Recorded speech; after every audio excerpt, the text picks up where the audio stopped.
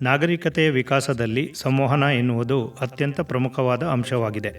ಅದರಲ್ಲಿಯೂ ಭಾರತದಂತಹ ವೈವಿಧ್ಯಮಯ ದೇಶವನ್ನು ಒಂದೇ ಸೂತ್ರದಲ್ಲಿ ಬೆಸೆದ ಕೀರ್ತಿ ಭಾರತೀಯ ಅಂಚೆಗೆ ಸಲ್ಲುತ್ತದೆ. ಕೇವಲ ಒಂದು ಪತ್ರವನ್ನು ತಲುಪಿಸುವ ವ್ಯವಸ್ಥೆಯಾಗಿ ಆರಂಭವಾದ ಅಂಚೆ ಇಲಾಖೆ ಇಂದು ಕೋಟ್ಯಾಂತರ ಜನರ ಭಾವನೆಗಳಿಗೆ, ಹಣಕಾಸಿನ ಭದ್ರತೆಗೆ ಮತ್ತು ದೇಶದ ಆಡಳಿತಾತ್ಮಕ ಸಂಪರ್ಕಕ್ಕೆ ಜೀವನಾಡಿಯಾಗಿ ಹೆಮ್ಮರವಾಗಿ ಬೆಳೆದು ದೇಶದ ನಾಗರಿಕರಿಗೆ ನೆರಳು ಮತ್ತು ಫಲವನ್ನು ನೀಡುತ್ತಾ ಕಲ್ಪವೃಕ್ಷವಾಗಿ ಪರಿಣಮಿಸಿದೆ. ಪಾರಿವಾಳದಿಂದ ಡ್ರೋನ್ವರೆಗೆ ಅಂಚೆ ಪಯಣ ಬೆಳೆದು ಬಂದ ರೀತಿ ರೋಮಾಂಚಕಾರಿ ಸಂಗತಿಯಾಗಿದೆ. ಕುದುರೆ ಸವಾರಿ, ರನ್ನರ್, ಅರಿಕಾರರ ಕಾಲದಿಂದ ಆರಂಭವಾಗಿ ಇಂದು ವಿಮಾನಯಾನ ಮತ್ತು ಇಂಟರ್ನೆಟ್ ವೇಗಕ್ಕೆ ಅಂಚೆ ಇಲಾಖೆ ತನ್ನನ್ನು ತಾನು ಒಗ್ಗಿಸಿಕೊಂಡು ತನ್ನ ಅಪಾರ ಮತ್ತು ಜ್ಞಾನಭರಿತ ಮಾನವ ಸಂಪನ್ಮೂಲದ ಮೂಲಕ ನಾಗರಿಕರಿಗೆ ಅತ್ಯುತ್ತಮವಾದ ಸೇವೆಯನ್ನು ನೀಡಿಕೊಂಡು ಬರುತ್ತಿದೆ. 1,65,000ಕ್ಕೂ ಹೆಚ್ಚು ಅಂಚೆ ಕಚೇರಿಗಳ ಜಾಲವನ್ನು ಹೊಂದುವ ಮೂಲಕ ಭಾರತೀಯ ಅಂಚೆ ವಿಶ್ವದ ಅತಿದೊಡ್ಡ ಅಂಚೆ ಜಾಲಗಳಲ್ಲಿ ಒಂದಾಗಿದೆ. ಈ ಪೈಕಿ 90% ಅಂಚೆ ಕಚೇರಿಗಳು ಗ್ರಾಮೀಣ ಪ್ರದೇಶಗಳಲ್ಲಿ ಕಾರ್ಯನಿರ್ವಹಿಸುತ್ತಿವೆ. ದೇಶದ ಪ್ರತಿಯೊಂದು ಗ್ರಾಮವೂ 5 ಕಿಲೋಮೀಟರ್ ವ್ಯಾಪ್ತಿಯೊಳಗೆ ಒಂದು ಅಂಚೆ ಕಚೇರಿಗೆ ಪ್ರವೇಶವನ್ನು ಹೊಂದಿದೆ. ಅಂಚೆ ಎನ್ನುವುದು ಕೇವಲ ಒಂದು ಇಲಾಖೆಯಲ್ಲ, ಅದು ಭಾರತದ ಭಾವನೆಗಳ ಕೊಂಡಿ. ಹಿಮಾಲಯದ ಹಿಮಶಿಖರಗಳಿಂದ ಹಿಡಿದು ಕನ್ಯಾಕುಮಾರಿಯ ಕಡಲತೀರದವರೆಗೂ, ದಟ್ಟಾರಣ್ಯದ ನಡುವಿನ ಹಳ್ಳಿಗಳಿಂದ ಆಧುನಿಕ ಮಹಾನಗರಗಳವರೆಗೂ ಭಾರತವನ್ನು ಒಂದುಗೂಡಿಸುವ ಶಕ್ತಿ ಅಂಚೆ ಇಲಾಖೆಗಿದೆ. ಭಾರತ ಸರ್ಕಾರದ ಸಂವಹನ ಸಚಿವಾಲಯದ ಅಡಿಯಲ್ಲಿ ಕಾರ್ಯನಿರ್ವಹಿಸುತ್ತಿರುವ ಅಂಚೆ ಇಲಾಖೆಯು ಪತ್ರ ವ್ಯವಹಾರದ ಜೊತೆಗೆ ಉಳಿತಾಯ ಯೋಜನೆಗಳು, ಜೀವ ವಿಮೆ, ಸರ್ಕಾರದ ಸಾಮಾಜಿಕ ಸುರಕ್ಷಾ ಯೋಜನೆಗಳು ಮತ್ತು ಡಿಜಿಟಲ್ ಸೇವೆಗಳಂತಹ ಹಲವು ಸೌಲಭ್ಯಗಳನ್ನು ಭಾರತೀಯರಿಗೆ ಸುಲಭವಾಗಿ ತಲುಪಿಸುತ್ತಿದೆ. ಭಾರತೀಯ ಅಂಚೆ ಇಲಾಖೆಯು ಇ-ಕಾಮರ್ಸ್ ಮಾದರಿಯಲ್ಲಿ 24 ಮತ್ತು 48 ಗಂಟೆಗಳ ತ್ವರಿತ ವಿತರಣೆ, ಅಂದರೆ ಆಯ್ದ ನಗರಗಳಲ್ಲಿ 1 ಅಥವಾ 2 ದಿನಗಳಲ್ಲಿ ಗ್ರಾಹಕರಿಗೆ ತಮ್ಮ ಪತ್ರ ಅಥವಾ ಪಾರ್ಸಲ್ ವಿತರಣೆಯನ್ನು ಖಾತರಿಪಡಿಸುವ ಸ್ಪೀಡ್ ಪೋಸ್ಟ್ ಸೇವೆಯನ್ನು ಪರಿಚಯಿಸಿದೆ. ಈ ತ್ವರಿತ ಖಾತರಿ ವಿತರಣೆ ಸೇವೆಗಳು ಆಯ್ದ ನಗರಗಳಲ್ಲಿ ಈಗಾಗಲೇ ಆರಂಭವಾಗಿದೆ.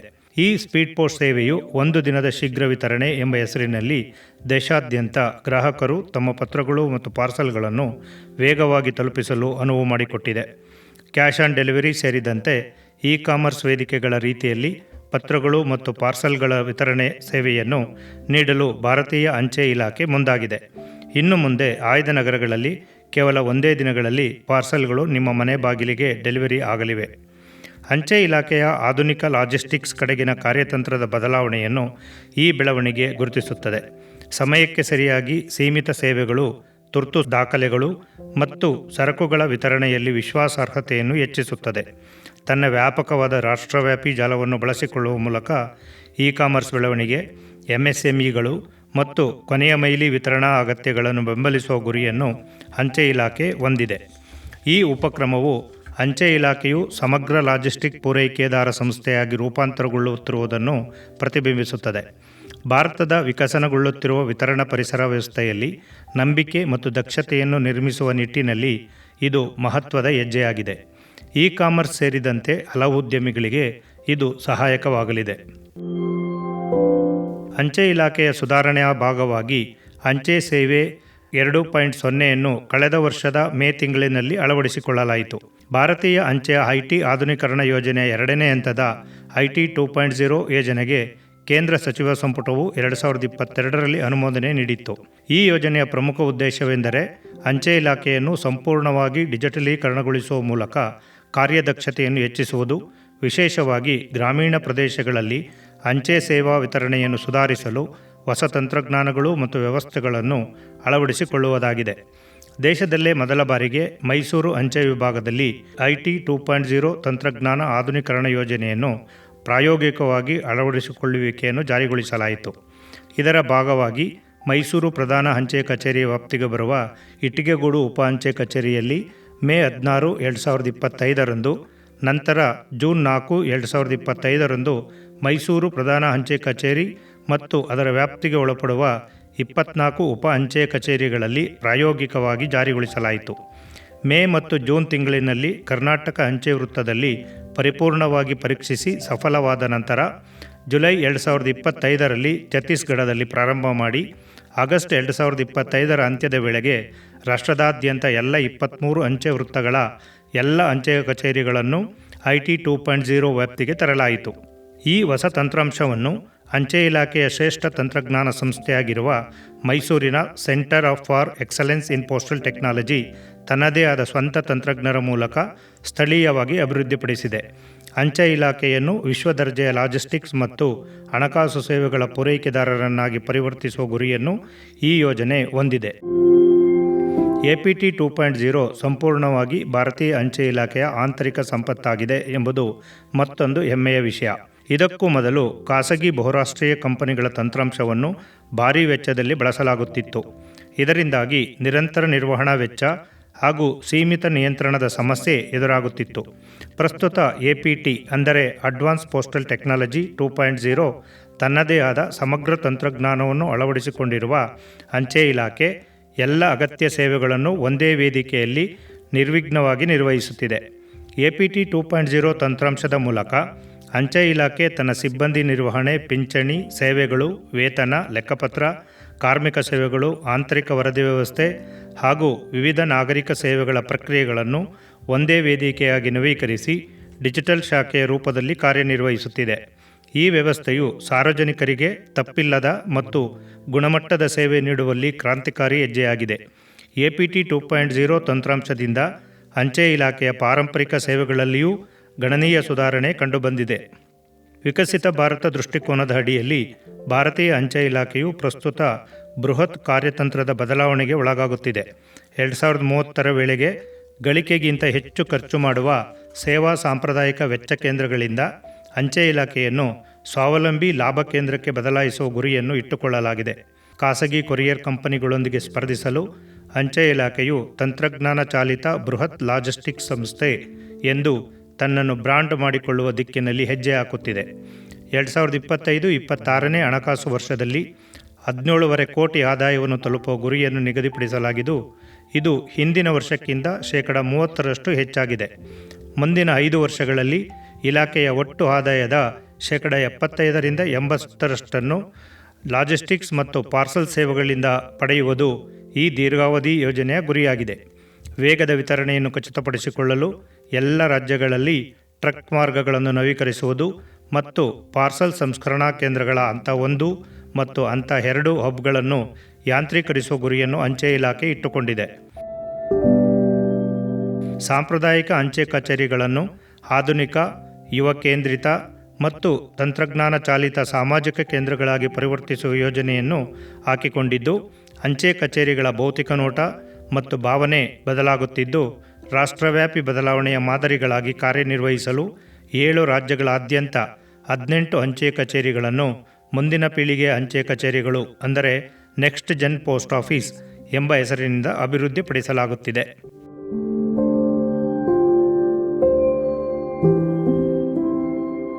ನೆಕ್ಸ್ಟ್ ಜನ್ ಅಂಚೆ ಕಚೇರಿಯ ಯೋಜನೆಯು IT ಆಧುನೀಕರಣ 2.0 ಕಾರ್ಯತಂತ್ರದ ಪ್ರಮುಖ ಭಾಗವಾಗಿದ್ದು, ನಿರ್ದಿಷ್ಟವಾಗಿ ಶೈಕ್ಷಣಿಕ ಕ್ಯಾಂಪಸ್ಗಳು ಮತ್ತು ನಗರ ಪ್ರದೇಶದಲ್ಲಿರುವ ಕೇಂದ್ರಗಳನ್ನು ಗುರಿಯಾಗಿರಿಸಿಕೊಳ್ಳಲಾಗಿದೆ.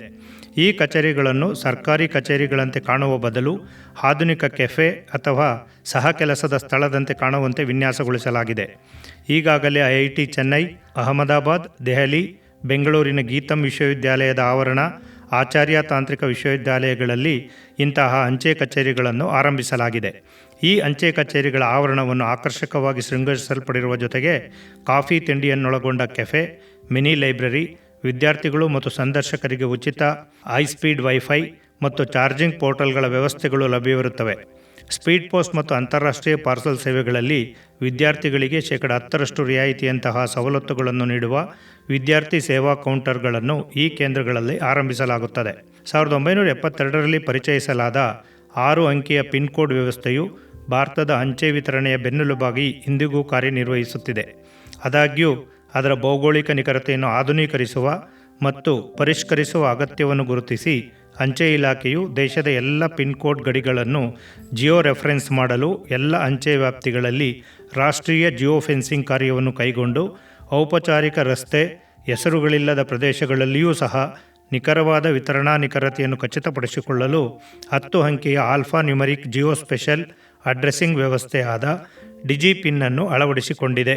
ಡಿಜಿಟಲ್ ಆಡಳಿತ ಮತ್ತು ಸಾರ್ವಜನಿಕ ಸೇವಾ ವಿತರಣೆಯನ್ನು ಬೆಂಬಲಿಸಲು ಸುಧಾರಿತ ಜಿಯೋಸ್ಪೇಷಿಯಲ್ ಮೂಲಸೌಕರ್ಯದ ಅಭಿವೃದ್ಧಿಯನ್ನು ರೂಪಿಸುವ ರಾಷ್ಟ್ರೀಯ ಜಿಯೋಸ್ಪೇಷಿಯಲ್ ನೀತಿ 2022ಕ್ಕೆ ಅನುಗುಣವಾಗಿ ಡಿಜಿಪಿನ್ ಅಂದರೆ ಡಿಜಿಟಲ್ ಪೋಸ್ಟಲ್ ಇಂಡೆಕ್ಸ್ ಸಂಖ್ಯೆಯನ್ನು ಜಾರಿಗೆ ತರಲಾಗಿದೆ. ಡಿಜಿಪಿನ್ ಎಂದರೆ ಡಿಜಿಟಲ್ ಪೋಸ್ಟಲ್ ಇಂಡೆಕ್ಸ್ ನಂಬರ್. ಭಾರತದ ಅಂಚೆ ಇಲಾಖೆಯ ಮೂಲಕ ಪರಿಚಯಿಸಲಾದ ಈ ವಿಶಿಷ್ಟ 10 ಅಂಕಿಯ ಡಿಜಿಟಲ್ ವಿಳಾಸ ವ್ಯವಸ್ಥೆಯಾಗಿದೆ. ಇದು ಸ್ಥಳವನ್ನು ಗುರುತಿಸಲು ಜಿಯೋ ಕೋಡೆಡ್, ಗ್ರಿಡ್ ಆಧಾರಿತ ಮತ್ತು ಓಪನ್ ಸೋರ್ಸ್ ಪದ್ಧತಿಯಾಗಿದೆ. ಐಐಟಿ ಹೈದರಾಬಾದ್, NRSC ಮತ್ತು ಇಸ್ರೋ ಸಹಯೋಗದೊಂದಿಗೆ ಡಿಜಿಪಿನ್ನನ್ನು ಅಭಿವೃದ್ಧಿಪಡಿಸಲಾಗಿದೆ. ಬಳಕೆದಾರರು, ಸರ್ಕಾರಿ ಘಟಕಗಳು ಮತ್ತು ಖಾಸಗಿ ವಲಯದ ಸಂಸ್ಥೆಗಳ ನಡುವಿನ ಸುರಕ್ಷಿತ ಮತ್ತು ಪರಿಣಾಮಕಾರಿ ಸಂವಹನಗಳನ್ನು ಬೆಂಬಲಿಸಲು ವಿಳಾಸ ದತ್ತಾಂಶ ನಿರ್ವಹಣೆಗೆ ಸಂಬಂಧಿಸಿದ ಸೇವೆಗಳ ಉತ್ತಮ ಶ್ರೇಣಿಯ ವಿಳಾಸದ ಸೇವೆಯನ್ನು ಒದಗಿಸುವುದು ಅಂಚೆ ಇಲಾಖೆಯ ಈ ದೃಷ್ಟಿಕೋನದ ಮೂಲಾಧಾರವಾಗಿದೆ. ಈ ಉಪಕ್ರಮವು ಸ್ಥಳ ನಕ್ಷೆಯನ್ನು ಸರಳೀಗೊಳಿಸುತ್ತದೆ, ಲಾಜಿಸ್ಟಿಕ್ ಮತ್ತು ತುರ್ತು ಪ್ರತಿಕ್ರಿಯೆಯನ್ನು ಹೆಚ್ಚಿಸುತ್ತದೆ ಮತ್ತು ಕೊನೆಯ ಹಂತದ ವಿತರಣೆಯನ್ನು ಖಚಿತಪಡಿಸುತ್ತದೆ. ವಿಳಾಸದ ವಿಷಯಾಧಾರಿತ ಕಾರ್ಯವನ್ನು ಅಧಿಕೃತವಾಗಿ ಪರಿಶೀಲಿಸಿ ಅಳವಡಿಸಿಕೊಂಡ ಡಿಜಿಪಿನ್ ವ್ಯವಸ್ಥೆಯು ಈಗ ಎಲ್ಲ ಸಚಿವಾಲಯಗಳು, ರಾಜ್ಯ ಸರ್ಕಾರಗಳು, ಸಂಸ್ಥೆಗಳು ತಮ್ಮ ಕೆಲಸದ ಹರಿವುಗಳಲ್ಲಿ ಏಕೀಕರಣಕ್ಕಾಗಿ ಮತ್ತು ಬಳಕೆದಾರರಿಗೆ ತಮ್ಮದೇ ಆದ ಬಳಕೆಗಾಗಿ ಲಭ್ಯವಿದೆ.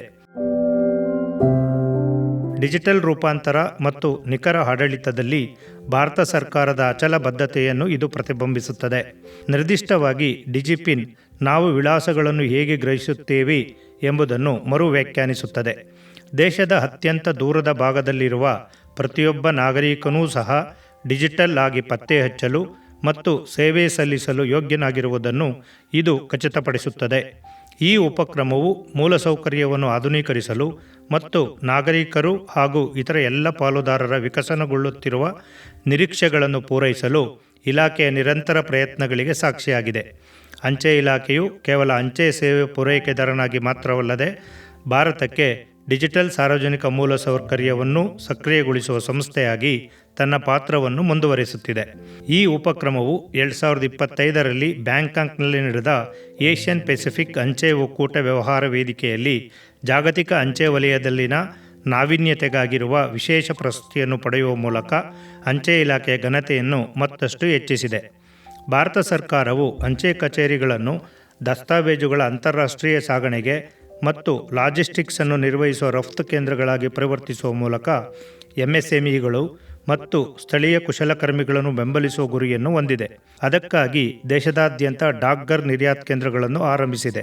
ಈ ಡಾಕ್ಘರ್ ನಿರ್ಯಾತ್ ಕೇಂದ್ರಗಳು ಅಂಚೆ ಇಲಾಖೆಯ ಒಂದು ಪರಿವರ್ತನಾಶೀಲ ರಾಷ್ಟ್ರೀಯ ಉಪಕ್ರಮವಾಗಿದ್ದು, ಸಣ್ಣ ಉತ್ಪಾದಕರು, ಕುಶಲಕರ್ಮಿಗಳು, ನೇಕಾರರು, ಮಹಿಳಾ ಉದ್ಯಮಿಗಳು, ಸ್ವಸಹಾಯ ಗುಂಪುಗಳು, MSMEಗಳು ಮತ್ತು ಗ್ರಾಮೀಣ ಉದ್ಯಮಿಗಳು ಕುಶಲಕರ್ಮಿಗಳು ಮಧ್ಯವರ್ತಿಗಳ ಸಹಾಯವಿಲ್ಲದೆ ಜಾಗತಿಕ ಮಾರುಕಟ್ಟೆಗಳಲ್ಲಿ ನೇರವಾಗಿ ರಫ್ತು ಮಾಡಲು ಅನುವು ಮಾಡಿಕೊಡುತ್ತದೆ. ಆ ಮೂಲಕ ರಫ್ತು ಉದ್ಯಮವನ್ನು ಸಾರ್ವತ್ರೀಕರಣಗೊಳಿಸುವ ಗುರಿಯನ್ನು ಹೊಂದಿದೆ. ಇದನ್ನು ಭಾರತೀಯ ಕಸ್ಟಮ್ಸ್ ಮತ್ತು ವಿದೇಶಿ ವ್ಯಾಪಾರ ನಿರ್ದೇಶನಾಲಯದ ಸಹಯೋಗದೊಂದಿಗೆ ಕಾರ್ಯಗತಗೊಳಿಸಲಾಗಿದೆ. ಡಾಕ್ಘರ್ ನಿರ್ಯಾತ್ ಕೇಂದ್ರಗಳು ಒಂದೇ ಡಿಜಿಟಲ್ ವೇದಿಕೆಯ ಮೂಲಕ ಮೊದಲಿನಿಂದ ಕೊನೆಯವರೆಗಿನ ಭೌತಿಕ ರಫ್ತು ಸಕ್ರಿಯಗೊಳಿಸುವ ಪರಿಸರ ವ್ಯವಸ್ಥೆಯನ್ನು ಗ್ರಾಹಕರಿಗೆ ಒದಗಿಸುತ್ತವೆ. ರಫ್ತುದಾರರು ತಮ್ಮ ಉತ್ಪನ್ನಗಳ ರಫ್ತಿಗೆ ಸಂಬಂಧಿಸಿದಂತೆ ಸಂಪೂರ್ಣ ಕೆಲಸವನ್ನು ಒಂದೇ ಪೋರ್ಟಲ್ನಲ್ಲಿ ಪೂರ್ಣಗೊಳಿಸಬಹುದು. KYC ದಾಖಲೆಗಳೊಂದಿಗೆ ಒಂದು ಬಾರಿ ನೋಂದಣಿ ಮಾಡಿಕೊಳ್ಳುವ ಮೂಲಕ ಸ್ವಯಂ ಬುಕ್ಕಿಂಗ್, ಲೇಬಲ್ ಉತ್ಪಾದನೆ, ಇನ್ವಾಯ್ಸ್ ಮತ್ತು ಡಾಕ್ಯುಮೆಂಟ್ ಅಪ್ಲೋಡ್, ಕಸ್ಟಮ್ಸ್ ಮೌಲ್ಯಮಾಪನ, ಡಿಜಿಟಲ್ ಅನುಸರಣೆ, ಎಕ್ಸ್ಪೋರ್ಟ್ ಆರ್ಡರ್, ಆನ್ಲೈನ್ ಪಾವತಿಗಳು, ಸಾಗಣೆ, ಟ್ರ್ಯಾಕಿಂಗ್ ಮತ್ತು postal bill of exports download ಇತ್ಯಾದಿಗಳನ್ನು ಮಾಡಲು ಅವಕಾಶವಿದೆ.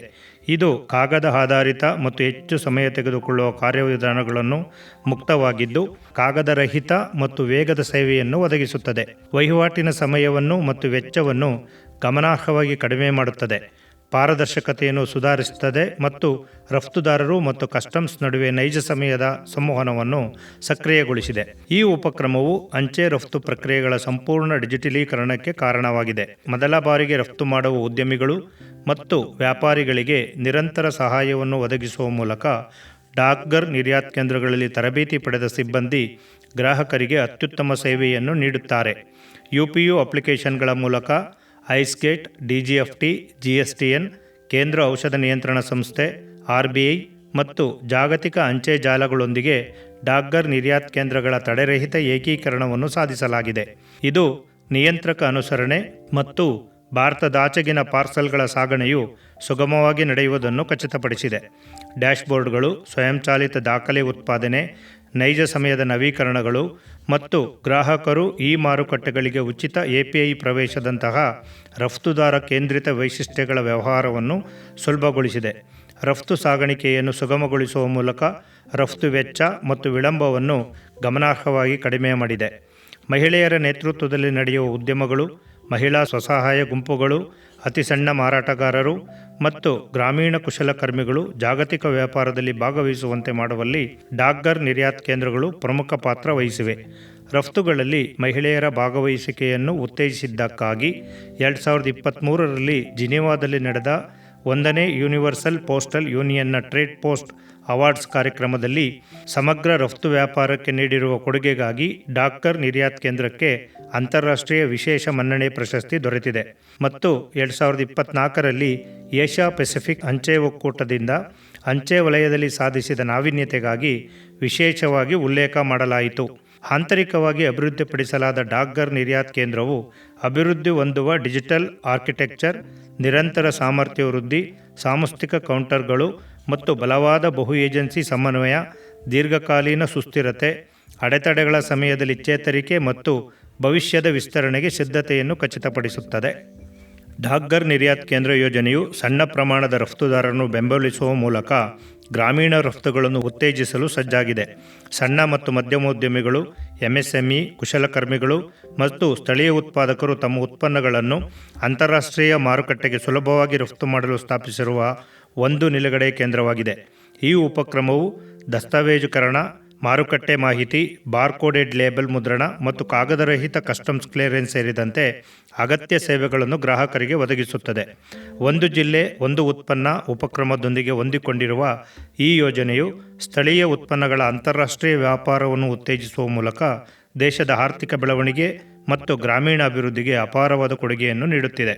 ಡಾಕ್ಘರ್ ನಿರ್ಯಾತ್ ಕೇಂದ್ರದ ವೆಬ್ ಪೋರ್ಟಲ್ ಮೂಲಕ ರಫ್ತು ದಾಖಲೆಗಳನ್ನು ಆನ್ಲೈನ್ನಲ್ಲಿ ಸುಲಭವಾಗಿ ಸಿದ್ಧಪಡಿಸಬಹುದು ಮತ್ತು ಟ್ರ್ಯಾಕ್ ಮಾಡಬಹುದು. ಭಾರತೀಯ ಕಸ್ಟಮ್ಸ್ ಎಲೆಕ್ಟ್ರಾನಿಕ್ಸ್ ಗೇಟ್ವೇ, ಭಾರತೀಯ ಕಸ್ಟಮ್ಸ್ ವ್ಯವಸ್ಥೆ ಮತ್ತು ಇತರ ಸಂಬಂಧಿತ ವ್ಯವಸ್ಥೆಗಳೊಂದಿಗೆ ಡಾಕ್ಘರ್ ನಿರ್ಯಾತ್ ಕೇಂದ್ರವನ್ನು ಸಂಯೋಜಿಸಲಾಗಿದ್ದು, ಯಾವುದೇ ಅಡೆತಡೆ ಇಲ್ಲದೆ ಸ್ಥಳೀಯ ಕುಶಲಕರ್ಮಿಗಳು ಮತ್ತು ಸಣ್ಣ ಉದ್ಯಮಿಗಳು ತಮ್ಮ ಉತ್ಪನ್ನಗಳನ್ನು ಜಗತ್ತಿನಾದ್ಯಂತ ನೇರವಾಗಿ ರಫ್ತು ಮಾಡಬಹುದು. 200ಕ್ಕೂ ಹೆಚ್ಚು ದೇಶಗಳನ್ನು ಒಳಗೊಂಡ ಅಂತಾರಾಷ್ಟ್ರೀಯ ಲಾಜಿಸ್ಟಿಕ್ ಜಾಲವನ್ನು ಅಂಚೆ ಇಲಾಖೆಯು ನಿರ್ವಹಿಸುತ್ತಿದೆ. ಕರ್ನಾಟಕ ಅಂಚೆ ವೃತ್ತದಲ್ಲಿ 106 ಡಾಕ್ಘರ್ ನಿರ್ಯಾತ್ ಕೇಂದ್ರಗಳು ಕಾರ್ಯನಿರ್ವಹಿಸುತ್ತಿವೆ. ಮೈಸೂರು ಅಂಚೆ ವಿಭಾಗದಲ್ಲಿ ಮೈಸೂರು ಮತ್ತು ಸರಸ್ವತಿಪುರಂ ಪ್ರಧಾನ ಅಂಚೆ ಕಚೇರಿ, ಬೈಲುಕುಪ್ಪೆ ಮತ್ತು ಸೆರಾತೆಕ್ಲಿಂಗ್ ಅಂಚೆ ಕಚೇರಿಗಳಲ್ಲಿ ಡಾಕ್ಘರ್ ನಿರ್ಯಾತ್ ಕೇಂದ್ರಗಳು ಕಾರ್ಯನಿರ್ವಹಿಸುತ್ತಿದ್ದರೆ, ನಂಜನಗೂಡು ಮತ್ತು ಕೊಳ್ಳೇಗಾಲ ಅಂಚೆ ಕಚೇರಿಗಳಲ್ಲಿ ಈ ಕೇಂದ್ರಗಳು ಕಾರ್ಯನಿರ್ವಹಿಸುತ್ತಿವೆ. ಈ ಕೇಂದ್ರಗಳು ರಫ್ತುದಾರರಿಗೆ ರಫ್ತು ಅಂಚೆ ಬಿಲ್ನ ಇ-ಫೈಲಿಂಗ್, ಸ್ವಯಂ booking, electronic customs clearance, packaging, ಉಚಿತ pickup, track and trace, volume ಆಧಾರಿತ ರಿಯಾಯಿತಿ ಸೌಲಭ್ಯ ಸೇರಿದಂತೆ ಹಲವು ಸೌಲಭ್ಯಗಳನ್ನು ಒದಗಿಸುತ್ತವೆ. ದೇಶದ ಮೂಲೆ ಮೂಲೆಗಳಿಂದ ರಫ್ತುದಾರರು ಭಾರತೀಯ ಅಂಚೆಯ ರಫ್ತು ಸೌಲಭ್ಯ ಮತ್ತು ಅಂತಾರಾಷ್ಟ್ರೀಯ ಅಂಚೆ ಸೇವೆಗಳನ್ನು ಅನುಕೂಲಕರವಾಗಿ ಬಳಸಿಕೊಳ್ಳಲು ಇದು ಅನುವು ಮಾಡಿಕೊಡುತ್ತದೆ. ಜಾಗತಿಕ ವ್ಯಾಪ್ತಿಯ ಪ್ರಮುಖ ಸರ್ಕಾರಿ ವೇದಿಕೆಗಳೊಂದಿಗೆ ತಡೆರಹಿತ ಡಿಜಿಟಲ್ ಸಂಯೋಜನೆಯೊಂದಿಗೆ ರಫ್ತುದಾರರಿಗೆ, ಅದರಲ್ಲಿಯೂ ಮುಖ್ಯವಾಗಿ ಸಣ್ಣ ಮತ್ತು ಮಧ್ಯಮ ಉದ್ಯಮಗಳು, ಗ್ರಾಮೀಣ ಪ್ರದೇಶದ ಉದ್ಯಮಿಗಳ ಜೊತೆಗೆ ಮೊದಲ ಬಾರಿಗೆ ರಫ್ತು ಮಾಡುವವರಿಗೆ ಈ ಕೇಂದ್ರಗಳು ಸಹಕಾರಿಯಾಗಿವೆ. ಶಿಕ್ಷಣ, ಉತ್ತಮ ಉದ್ಯೋಗದ ಅವಕಾಶಗಳು ಮತ್ತು ಇತರ ಸಾಮಾಜಿಕ ಬದ್ಧತೆಗಳನ್ನು ಹುಡುಕುವಲ್ಲಿ ವಿದೇಶಗಳಿಗೆ ಭಾರತೀಯರು ಹೆಚ್ಚು ಪ್ರಯಾಣಿಸುತ್ತಿದ್ದಾರೆ. ವಿದೇಶ ಪ್ರಯಾಣ ಮಾಡಲು ಪಾಸ್ಪೋರ್ಟ್ ಪ್ರತಿಯೊಬ್ಬರೂ ಪಡೆಯಬೇಕಾದ ಅಗತ್ಯ ದಾಖಲೆಯಾಗಿರುವುದನ್ನು ಗಮನದಲ್ಲಿಟ್ಟುಕೊಂಡು ಪಾಸ್ಪೋರ್ಟ್ ಸೇವೆಗಳಿಗೆ ನಿರಂತರವಾಗಿ ಹೆಚ್ಚುತ್ತಿರುವ ಬೇಡಿಕೆಯನ್ನು ಮನಗಂಡು ಮತ್ತು ಹಿಂದೆ ಪಾಸ್ಪೋರ್ಟ್ಗಳನ್ನು ಪಡೆಯಲು ಹೆಚ್ಚು ದೂರ ಪ್ರಯಾಣಿಸಬೇಕಾದ ನಾಗರಿಕರಿಗೆ ಅನಾನುಕೂಲವನ್ನು ತಪ್ಪಿಸಿ ಅನುಕೂಲವನ್ನು ಒದಗಿಸುವ ಉದ್ದೇಶದಿಂದ ಭಾರತ ಸರ್ಕಾರದ ವಿದೇಶಾಂಗ ಸಚಿವಾಲಯವು ಅಂಚೆ ಇಲಾಖೆಯೊಂದಿಗೆ ಒಪ್ಪಂದವನ್ನು ಮಾಡಿಕೊಂಡಿದೆ.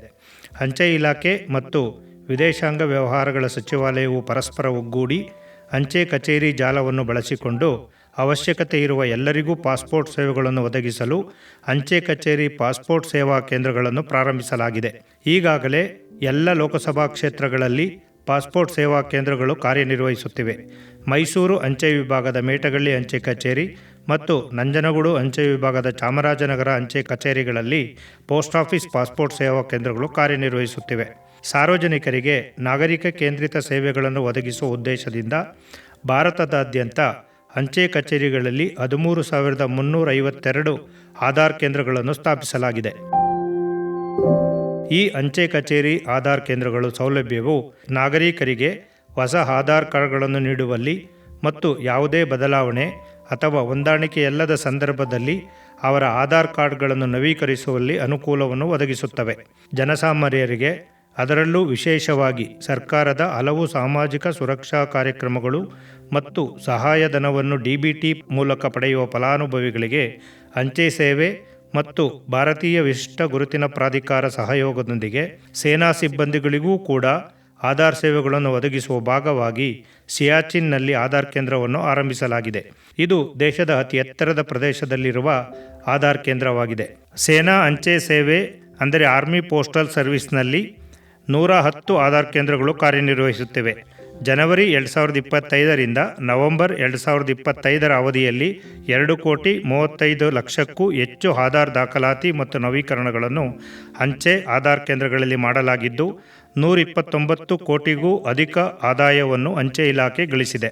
ಅಂಚೆ ಕಚೇರಿ ಆಧಾರ್ ಕೇಂದ್ರಗಳಲ್ಲಿ ಹೊಸ ಆಧಾರ್ ನೋಂದಣಿ ಮತ್ತು ನವೀಕರಣ ಸೇರಿದಂತೆ 2 ರೀತಿಯ ಸೇವೆಗಳನ್ನು ಒದಗಿಸಲಾಗುತ್ತಿದೆ. ಪ್ರಧಾನಮಂತ್ರಿ ಉದ್ಯೋಗ ಸೃಷ್ಟಿ ಕಾರ್ಯಕ್ರಮ ಅಂದರೆ prime minister employment generation program ಅಡಿಯಲ್ಲಿ ಘಟಕಗಳ ಭೌತಿಕ ಪರಿಶೀಲನೆಗಾಗಿ ಅಂಚೆ ಇಲಾಖೆ ಮತ್ತು ಖಾದಿ ಹಾಗೂ ಗ್ರಾಮೋದ್ಯೋಗ ಆಯೋಗವು ಒಪ್ಪಂದಕ್ಕೆ ಸಹಿ ಹಾಕಲಾಗಿದ್ದು, ಈ ಪರಿಶೀಲನೆಯು ಪ್ರಧಾನಮಂತ್ರಿ ಉದ್ಯೋಗ ಸೃಷ್ಟಿ ಕಾರ್ಯಕ್ರಮದಡಿಯಲ್ಲಿ ಫಲಾನುಭವಿಗಳ ಸಾಲ ಖಾತೆಗೆ ಸರ್ಕಾರಿ ಸಬ್ಸಿಡಿಯ ಹೊಂದಾಣಿಕೆಯನ್ನು ಸುಗಮಗೊಳಿಸುತ್ತದೆ. ಪರಿಕಲ್ಪನೆಯ ಪುರಾವೆ ಯಶಸ್ವಿಯಾಗಿ ಪೂರ್ಣಗೊಂಡಿದ್ದು ಆಗಸ್ಟ್ 20, 2024ರಂದು ಹಂತ ಹಂತವಾಗಿ ಭಾರತದಾದ್ಯಂತ ಚಾಲನೆ ಆರಂಭವಾಯಿತು. ಜನವರಿ 2025ರಿಂದ ನವೆಂಬರ್ 2025ರವರೆಗೂ 1,69,368 PMEGP ಘಟಕಗಳನ್ನು ಪರಿಶೀಲಿಸಲಾಗಿದೆ. 22/8/2025ರಂದು ಮುಂಬೈನಲ್ಲಿ ನಡೆದ AMFIನ 30ನೇ ಸಂಸ್ಥಾಪನಾ ದಿನಾಚರಣೆಯ ಸಂದರ್ಭದಲ್ಲಿ ಅಂಚೆ ಇಲಾಖೆ ಮತ್ತು ಭಾರತೀಯ ಮ್ಯೂಚುವಲ್ ಫಂಡ್ಗಳ ಸಂಘ ಮೊದಲ ಒಪ್ಪಂದಕ್ಕೆ ಸಹಿ ಹಾಕಿದ್ದು, ಈ ಮಹತ್ವದ ಒಪ್ಪಂದವು ಹೊಸ ಸೇವಾ ಮಾದರಿಯ ಆರಂಭವನ್ನು ಸೂಚಿಸುತ್ತದೆ. ಇದರಲ್ಲಿ ಭಾರತೀಯ ಅಂಚೆ ತನ್ನ ವ್ಯಾಪಕವಾದ ಅಂಚೆ ಜಾಲದ ಮೂಲಕ ಮ್ಯೂಚುವಲ್ ಫಂಡ್ ಹೂಡಿಕೆಗಳನ್ನು ಸುಗಮಗೊಳಿಸಲು ವಿತರಕರಾಗಿ ಕಾರ್ಯನಿರ್ವಹಿಸುತ್ತದೆ. ವಿಶೇಷವಾಗಿ ಗ್ರಾಮೀಣ ಮತ್ತು ಅರೆನಗರ ಪ್ರದೇಶಗಳಲ್ಲಿನ ನಾಗರಿಕರಿಗೆ ಮ್ಯೂಚುವಲ್ ಫಂಡ್ಗಳ ಪ್ರಯೋಜನವನ್ನು ಒದಗಿಸುತ್ತದೆ.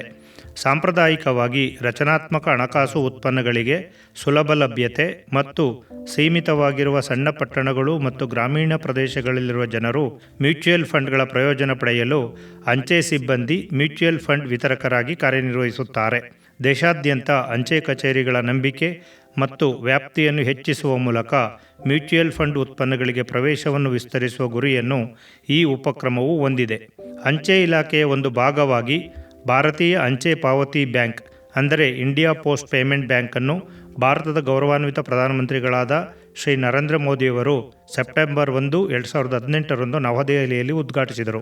ಉಳಿತಾಯ ಖಾತೆಗಳು, ಕರೆಂಟ್ ಅಕೌಂಟ್, ನಿವೃತ್ತಿ ವೇತನ ಪಡೆಯುವ ನೌಕರರಿಗೆ ಡಿಜಿಟಲ್ ಲೈಫ್ ಸರ್ಟಿಫಿಕೇಟ್ ಅಂದರೆ ಜೀವನ್ ಪ್ರಮಾಣ ಪತ್ರ ಪಡೆಯುವುದು, ಹಣ ವರ್ಗಾವಣೆ ಮತ್ತು ಮೂರನೇ ವ್ಯಕ್ತಿಗಳ ಮೂಲಕ ವಿಮೆಗಳು, ಬಿಲ್ ಮತ್ತು ಯುಟಿಲಿಟಿ ಪಾವತಿಗಳನ್ನು ಸಾರ್ವಜನಿಕರಿಗೆ ಒದಗಿಸುವ ಕಾರ್ಯಗಳನ್ನು ಇಂಡಿಯಾ ಪೋಸ್ಟ್ ಪೇಮೆಂಟ್ ಬ್ಯಾಂಕ್ ಮಾಡುತ್ತಿದೆ.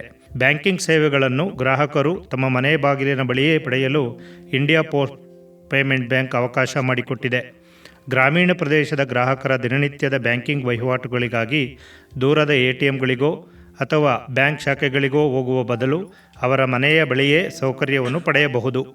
ಅಂಚೆ ಕಚೇರಿಗಳು ಮತ್ತು ಅಂಚೆ ಉದ್ಯೋಗಿಗಳ ವ್ಯಾಪಕ ಜಾಲವು ರಾಷ್ಟ್ರದ ದೂರದ ಮೂಲೆಗಳಿಗೆ ಬ್ಯಾಂಕಿಂಗ್ ಅನ್ನು ಪ್ರವೇಶಿಸುವಂತೆ ಮಾಡಿದೆ.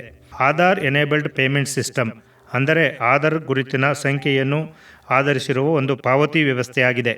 ಇಂಡಿಯಾ ಪೋಸ್ಟ್ ಪೇಮೆಂಟ್ ಬ್ಯಾಂಕ್ ಮೂಲಕ ಆಧಾರ್ ಕಾರ್ಡ್ ಹೊಂದಿರುವವರು ಆಧಾರ್ ಆಧಾರಿತ ದೃಢೀಕರಣದ ಮೂಲಕ ಹಣಕಾಸು ವಹಿವಾಟುಗಳನ್ನು ಮಾಡಬಹುದಾಗಿದೆ. APS ಅಥವಾ ಆಧಾರ್ ಎನೇಬಲ್ಡ್ ಪೇಮೆಂಟ್ ವ್ಯವಸ್ಥೆಯು ಆಧಾರ್ ಮೂಲಕ ಎಲ್ಲರಿಗೂ ಹಣಕಾಸು ಮತ್ತು ಬ್ಯಾಂಕಿಂಗ್ ಸೇವೆಗಳನ್ನು ಲಭ್ಯವಾಗುವಂತೆ ಮಾಡುವ ಮೂಲಕ ಸಮಾಜದ ಎಲ್ಲ ವರ್ಗಗಳ ಜನರನ್ನು ಆರ್ಥಿಕವಾಗಿ ಸಬಲೀಕರಣಗೊಳಿಸುವ ಗುರಿಯನ್ನು ಹೊಂದಿದೆ. ಈ ವ್ಯವಸ್ಥೆಯ ಮೂಲಕ ಹಣವನ್ನು ವರ್ಗಾಯಿಸಬಹುದು, ಪಾವತಿಗಳನ್ನು ಮಾಡಬಹುದು, ನಗದು ಠೇವಣಿ ಮಾಡಬಹುದು, ಖಾತೆಯಲ್ಲಿರುವ ಹಣವನ್ನು ಹಿಂಪಡೆಯಬಹುದು, ಬ್ಯಾಂಕ್ ಬ್ಯಾಲೆನ್ಸ್ ಬಗ್ಗೆ ವಿಚಾರಣೆ ಕೂಡ ಮಾಡಬಹುದು, ಬಿಲ್ಲುಗಳನ್ನು ಪಾವತಿ ಮಾಡಬಹುದು, ಜೀವ ವಿಮೆ ಮತ್ತು ಸಾಮಾನ್ಯ ವಿಮೆಯನ್ನು ಖರೀದಿಸಬಹುದು. ಗ್ರಾಹಕರು ತಮ್ಮ ಮನೆ ಬಾಗಿಲ ಬಳಿಯೇ ಬ್ಯಾಂಕಿಂಗ್ ಸೇವೆಗಳ ಜೊತೆಗೆ ಇತರೆ ಸೌಲಭ್ಯಗಳನ್ನು ಪಡೆಯಬಹುದು.